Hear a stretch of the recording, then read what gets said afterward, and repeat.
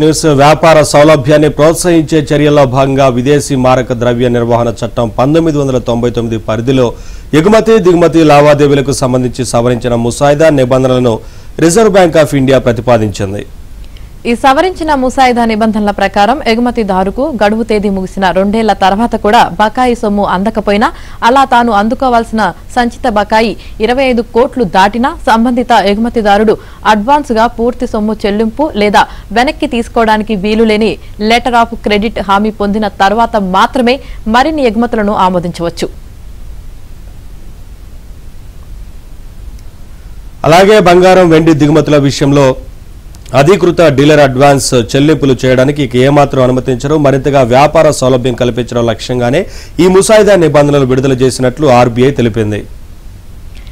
దేశీయ ఫార్మా రంగానికి ట్రంప్ గట్టి దెబ్బ వేశారు. ట్రంప్ తమ జోలికి రాలేదని ఆనందపడ్డ ఫార్మా రంగానికి జలక్కిచ్చారు. ఫార్మా ఉత్పత్తులను ఎందుకు వదిలిపెడతాం, త్వరలో భారీగా సుంకాలు వడ్డిస్తామని ట్రంప్ పేర్కొనడంతో పరిశ్రమ వర్గాలు ఉలిక్కిపడ్డాయి. ట్రంప్ ప్రకటనతో ఔషధ షేర్లు కుదేలయ్యాయి. దేశాల వారీగా ప్రతీకార పన్నులు విధించిన ట్రంప్ మన దేశం నుంచి దిగుమతి చేసుకునే వస్తువులపై 26% పన్ను విధిస్తున్నట్లు ఈ నెల 2న ప్రకటించారు. ఇందులో మందులను చేర్చలేదు. తమకు మినహాయింపు లభించిందని ఔషధ వర్గాలు సంతోషించాయి. మన ప్రభుత్వం గట్టిగా ప్రయత్నించడంతో పాటు మందులపై పన్ను భారం మోపితే అమెరికా ప్రజలకే నష్టం జరుగుతుందనే భావనతోనే ట్రంప్ వెనక్కి తగ్గినట్లు విశ్లేషణలొచ్చాయి. ఈ సంబరం 24 గంటలు కూడా నిలవలేదు. ఫార్మాపై పన్నులు వేస్తాం, అది కూడా త్వరలోనే, ఊహించని రీతిలో ఈ పన్నులు ఉంటాయని ట్రంప్ హెచ్చరించడంతో ఒక్కసారిగా కలకలం రేగింది. శుక్రవారం దేశీయ స్టాక్ మార్కెట్లో ఫార్మా కంపెనీల షేర్ల ధరలు ఒక్కసారిగా పతనమయ్యాయి.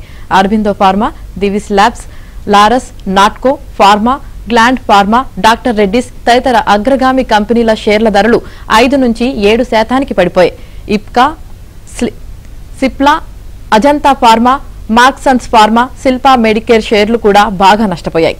ట్రంప్ సర్కారు నిర్ణయం ఎలా ఉంటుందనేది ఇప్పుడు ఫార్మా వర్గాల్లో చర్చనీయాంశంగా మారింది. జనరిక్ మందుల కోసం మన దేశంపై అమెరికా అధికంగా ఆధారపడి ఉన్నందున మరీ ఎక్కువ పన్నులు వేయరనే మెజారిటీ వర్గాలు అభిప్రాయపడుతున్నాయి. అమెరికా జనరిక్ ఔషధాల మార్కెట్లో మన దేశం వాటా 46% ఉంది. ప్రస్తుతం అమెరికా నుంచి మనం దిగుమతి చేసుకుంటున్న మందులపై 5 నుంచి 10% కస్టమ్స్ డ్యూటీ విధిస్తున్నారు. అయితే తమ ఉత్పత్తులపై ఎంత పన్ను వేస్తే తాము అంతే వేస్తామన్న ట్రంప్ విధానాన్ని అనుసరించి మన ఔషధాలపై 10% భారం మోపవచ్చనే అభిప్రాయం వ్యక్తమవుతుంది. మన ప్రభుత్వం కనుక అమెరికా నుంచి వస్తున్న మందులపై కస్టమ్స్ డ్యూటీ తొలగిస్తే మన మందులపై పన్నులు వేసేందుకు ట్రంప్ వెనకాడతారని కొన్ని వర్గాలు సూచిస్తున్నాయి. మన మందులపై పన్ను వేసేందుకే ట్రంప్ సర్కారు మొగ్గు చూపితే ఆ భారాన్ని అమెరికాలోని వినియోగదారులపై మోపేందుకే భారతీయ ఫార్మా కంపెనీలు మొగ్గు చూపొచ్చు. జనరిక్ ఔషధాల ధరలు బ్రాండెడ్ మందుల కంటే బాగా తక్కువ. జనరిక్ మందులపై కంపెనీలకు లభించే లాభాలు తక్కువ. అందువల్ల పన్ను భారాన్ని జనరిక్ మందుల కంపెనీలు భరించలేవు. అమెరికా వినియోగదారులపై ఆ భారాన్ని మోపడం లేదా మందుల ఎగుమతులు నిలిపివేయడమే మార్గం అవుతుంది. మన ఎగుమతులు నిలిచిపోతే అమెరికాలో మందుల కొరత ఏర్పడుతుందని స్థానిక ఫార్మా వర్గాలు విశ్లేషిస్తున్నాయి. అటువంటి పరిస్థితిని అమెరికా కొని తెచ్చుకోకపోవచ్చని ఆశిస్తున్నాయి. ఇటువంటి వ్యతిరేక పరిస్థితులను తట్టుకొని నిలవాలంటే తమ సత్తా పెంచుకోవడం మినహా దేశీయ ఫార్మా రంగానికి మరో మార్గం లేదనే అభిప్రాయం వ్యక్తమవుతోంది.